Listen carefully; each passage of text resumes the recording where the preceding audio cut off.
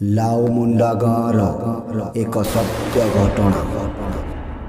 ଏହି ଘଟଣା ଏମିତି ଏକ ଘଟଣା ଯାହା ବିଷୟରେ ଜାଣିଲେ ଆପଣମାନଙ୍କ ମନରେ ଅନେକ ଡର ଭାବନା ବଢ଼ାଇପାରେ। ଆସନ୍ତୁ ଜାଣିବା ଏହି ଘଟଣା ବିଷୟରେ। ବରଗଡ଼ ଜିଲ୍ଲା ବିଜେପୁର ବ୍ଲକ ଲାଉମୁଣ୍ଡା ଗାଁରେ ଘଟୁଥିଲା ଏକ ଅଭାବନୀୟ ଘଟଣା। ପ୍ରାୟ 30-35 ବର୍ଷର ତଳର କଥା। ଦିନେ ଲାଉମୁଣ୍ଡା ଗାଁକୁ ଦୁଇଜଣ ସ୍ୱାମୀ ସ୍ତ୍ରୀ ନିଜ ପେଟ ପୋଷିବା ପାଇଁ ଗୋଟିଏ ଦେବୀଙ୍କୁ ଧରି ଆସିଥିଲେ ଭିକ୍ଷା କରିବା ପାଇଁ ଲାଉମୁଣ୍ଡା ଗାଁକୁ। ସେମାନେ ଦେବୀର ପୂଜାପାଠ କରି କିଛି ଯାଦୁ ଦେଖାଇ ଭିକ୍ଷା ମାଗୁଥାନ୍ତି। ଲାଉମୁଣ୍ଡା ଗାଁଟା ସାରା ସବୁଆଡ଼େ ଭିକ୍ଷା ମାଗୁ ମାଗୁ ତାଙ୍କୁ ରାତି ହୋଇଗଲା। ସେ ଦୁହିଁ ସ୍ୱାମୀ ସ୍ତ୍ରୀ ଭାବିଲେ ଆଜି ରାତିଟା ଏହି ଗାଁରେ ରହି କାଲି ସକାଳ ପାହିଲେ ଅନ୍ୟ ଏକ ଗାଁକୁ ଯିବେ ଭିକ୍ଷା ମାଗିବା ପାଇଁ। ସେମାନେ ରାତି କାଟିବା ପାଇଁ ଲାଉମୁଣ୍ଡା ଗାଁରେ ଥିବା ଗୋଟିଏ ପୋଖରୀ ପାଖକୁ ଗଲେ। ସେ ପୋଖରୀ ପାଖରେ ସେ ଦେବୀଙ୍କୁ ଥୋଇ ସେମାନେ ସେଇ ଦେବୀଙ୍କ ପାଖରେ ଶୋଇପଡ଼ିଲେ। କିଛି ସମୟ ଗଲା ପରେ ରାତି ଅଧରେ ଘଟିଲା ଏକ ଅଘଟଣ। ସେମାନେ ଯେଉଁ ଦେବୀଙ୍କୁ ନେଇକି ଭିକ୍ଷା କରୁଥିଲେ ସେ ଦେବୀଟି ରାତି ଅଧରେ ସେଇ ଲୋକଟିକୁ ତାର ବଳି ରୂପରେ ସେ ଦେବୀଟି ତାକୁ ହିଁ ଖାଇଗଲା ଓ ତାର ଜୀବନ ନେଇଗଲା। ସକାଳ ପାହିଲା ପରେ ସେହି ସ୍ତ୍ରୀ ଜଣକ ଦେଖିଲା ଯେ ତା ସ୍ୱାମୀ ଆଉ ଏହି ଦୁନିଆରେ ନାହିଁ, ସେ ମରିଯାଇଛି। ସେ ସ୍ତ୍ରୀ ଜଣକ ଜାଣିଗଲା ଯେ ଯେଉଁ ଦେବୀଙ୍କୁ ତା ସ୍ୱାମୀ ସବୁଦିନ ପୂଜା କରି ତାକୁ ମାନିକି ରଖିଥିଲା ସେ ହିଁ ତାର ଜୀବନ ନେଇଗଲା। ସେ ସ୍ତ୍ରୀ ଜଣକ କାନ୍ଦିଲା ଆଉ ବହୁତ ରାଗିଗଲା।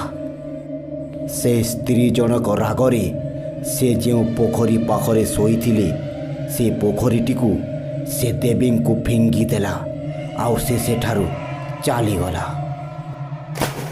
ସେ ସିନା ଫିଙ୍ଗିକି ଚାଲିଗଲା, ହେଲେ ସେ ଦେବୀଟି ଲାଉମୁଣ୍ଡା ଗ୍ରାମବାସୀଙ୍କ ପାଇଁ କାଳ ସାଜିଗଲା। ଆସନ୍ତୁ ଜାଣିବା ତାପରେ କ'ଣ ଘଟିଲା ଲାଉମୁଣ୍ଡା ଗ୍ରାମରେ। କିଛି ଦିନ ଗଲା ପରେ ସେହି ପୋଖରୀଟିକୁ ଗୋଟିଏ ଲୋକ ଗାଧୋଇବାକୁ ଗଲା। ସେହି ଲୋକ ଜଣକ ପୋଖରୀରେ ଏକା ଗାଧୋଉଥିଲା। ସେ ଗାଧୋଇଲା ସମୟରେ ତା ଗୋଡ଼କୁ କିଏ ଗୋଟିଏ ଧରିଲା ପରି ଲାଗିଲା। ସେ ଡରିଗଲା ଆଉ ପୋଖରୀ ଭିତରୁ ବାହାରକୁ ଆସିବାକୁ ଲାଗିଲା। ହେଲେ ସେ ଦେବୀଟି ସେହି ଲୋକଟିର ଗୋଡ଼କୁ ଧରି ଭିତରକୁ ଟାଣିବାକୁ ଲାଗିଲା। ହେଲେ ସେ ଲୋକଟି ଯେତେ ଚେଷ୍ଟା କରୁଥାଏ ବାହାରକୁ ଆସିବାକୁ, ହେଲେ ସେ ଆସିପାରୁନଥାଏ। ଆଉ ସେ ଦେବୀଟି ତାକୁ ଟାଣି ଟାଣି ପାଣି ଭିତରକୁ ନେଇଗଲା ଓ ତାକୁ ଜୀବନରୁ ମାରିଦେଲା। କିଛି ସମୟ ଗଲା ପରେ ଲୋକମାନେ ତା ଶବକୁ ଦେଖିଲେ। ସେ ଶବକୁ ଦେଖି ଗ୍ରାମବାସୀ ସଭେ ଡରିଗଲେ। ପୁଣି କିଛି ଦିନ ଗଲା ପରେ ଲାଉମୁଣ୍ଡା ଗ୍ରାମରେ ବାହାଘର ଚାଲିଥାଏ। ସେହି ବାହାଘରକୁ ଅନେକ ଲୋକ ଆସିଥାନ୍ତି। ସେହି ବାହାଘରକୁ ଆସିଥିବା ଜଣେ ଲୋକ ଲାଉମୁଣ୍ଡା ଗାଁର ଜଣଙ୍କ ସାଥିରେ ସେ ପୋଖରୀଟିକୁ ଗାଧୋଇବାକୁ ଆସିଥିଲେ। ବାହାଘରକୁ ଆସିଥିବା ସେ ଲୋକଟି ଦେଖିଲା ଯେ ପୋଖରୀ ଭିତରେ ଗୋଟିଏ ପଦ୍ମ ଫୁଲ ଫୁଟିଥାଏ। ସେ ଲୋକଟି ଆର ଲୋକଟିକୁ କହିଲା, ଏହି ପଦ୍ମ ଫୁଲଟିକୁ ମୁଁ ଆଣିବି କି? ସେ ଆର ଲୋକ ଜଣକ କହିଲା, ହଁ ଠିକ୍ ଅଛି, ତୋଳି ଆଣ। ସେ ଲୋକଟି ପଦ୍ମ ଫୁଲଟିକୁ ତୋଳିବାକୁ ଗଲା। ସେ ଲୋକଟି ପୋଖରୀ ଭିତରକୁ ଯାଇ ସେ ପଦ୍ମ ଫୁଲର ପାଖକୁ ଗଲା।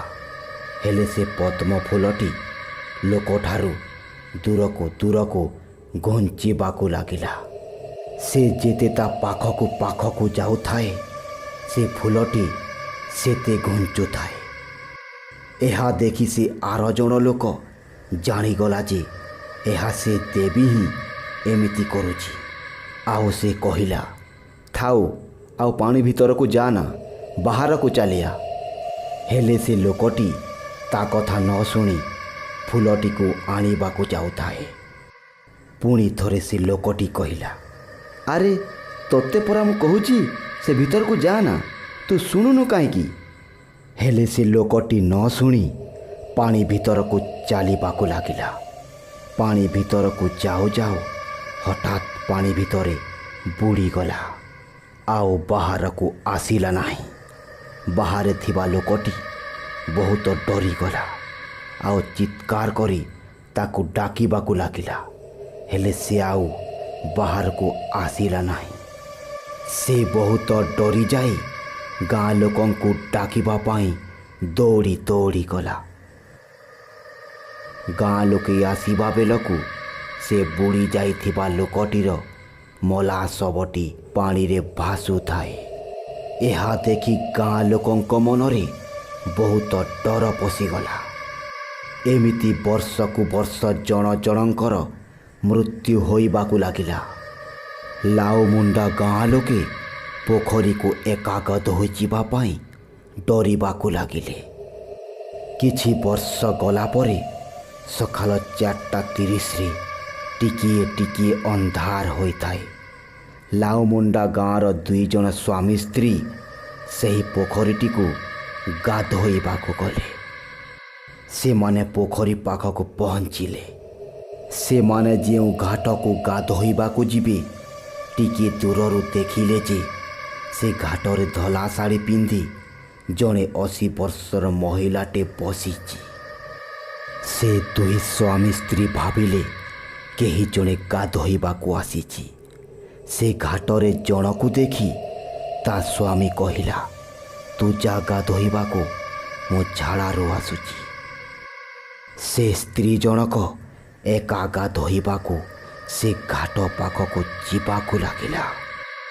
ସେ ଦେଖୁଥାଏ ଆଉ ଭାବୁଥାଏ, ଏତେ ସକାଳୁ ସକାଳୁ କେଉଁ ବୃଦ୍ଧ ମହିଳାଟି ଗାଧୋଇବାକୁ ଆସିଛି। ସେ ଯେମିତି ସେ ଘାଟ ପାଖକୁ ଗଲା, ସେ ବୃଦ୍ଧ ମହିଳାଟି ହଠାତ୍ ପାଣି ଭିତରକୁ ଡେଇଁ ପଡ଼ିଲା। ଏହା ଦେଖି ସେ ସ୍ତ୍ରୀ ଜଣକ ବହୁତ ଡରିଗଲା। ସେ ଦେଖିଲା ଯେ ଯେଉଁ ବୃଦ୍ଧ ମହିଳାଟି ପାଣି ଭିତରକୁ ଡେଇଁଲା ସେ ଆଉ ପାଣି ଭିତରୁ ବାହାରକୁ ଆସିଲା ନାହିଁ। ଏହା ଦେଖି ସେ ବହୁତ ଡରିଯାଇ ତା ସ୍ୱାମୀ ପାଖକୁ ଦୌଡ଼ି ଦୌଡ଼ି ଗଲା ଆଉ ତା ସ୍ୱାମୀକୁ ସବୁ କହିଲା। ଏହା ଶୁଣି 2 ସ୍ୱାମୀ ସ୍ତ୍ରୀ ଜାଣିଗଲେ ଯେ ସେ ଆଉ କେହି ନୁହେଁ, ସେ ହେଉଛି ସେହି ମଣିଷଖିଆ ଦେବୀ।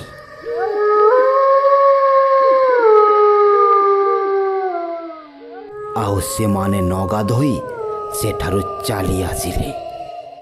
ହେଲେ ଏବେ କିଛି ବର୍ଷ ହେଲାଣି ସେ ପୋଖରୀରେ ଆଉ କାହାର ଜୀବନ ଯାଉନି। କାହିଁକି ନା ସେ ଗାଁର ଗୋଟିଏ ପୂଜାରୀ ସେ ପୋଖରୀରେ ପୂଜା କରି ବର୍ଷକୁ ବର୍ଷ ସେଠାରେ ପଶୁ ବଳି ଦେଉଛି, ଯାହାକି ସେଇ ଗାଁର ଲୋକମାନଙ୍କ ମୁହଁରୁ ଶୁଣିବାକୁ ମିଳେ। ହେଲେ ଏବେ ବି ସେ ପୋଖରୀରେ ସେ ଦେବୀଟି ବସିଥିବାର ସେ ଗାଁର ଲୋକମାନେ ଦେଖିବାକୁ ପାଇଛନ୍ତି।